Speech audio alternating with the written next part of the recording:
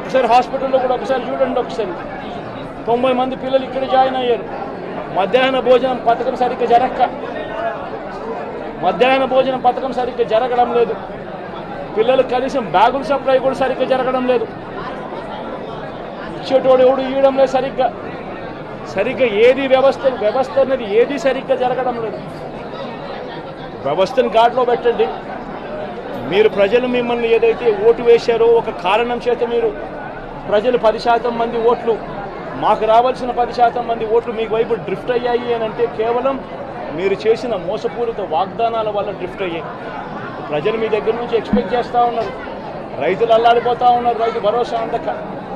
పిల్లలు అల్లాడిపోతూ ఉన్నారు, పిల్లలు బడులు స్టార్ట్ అయ్యాయి కానీ తల్లులకు అమ్మఒడి కార్యక్రమం ద్వారా వస్తూ ఉన్నది రావడం లేదు. తల్లులు ఎదురుగా ఆశగా ఎదురు చూస్తూ ఉన్నారు. వాళ్ళని చూసుకోండి. అక్క చెల్లెమ్మలకి ఇస్తామన్నారు.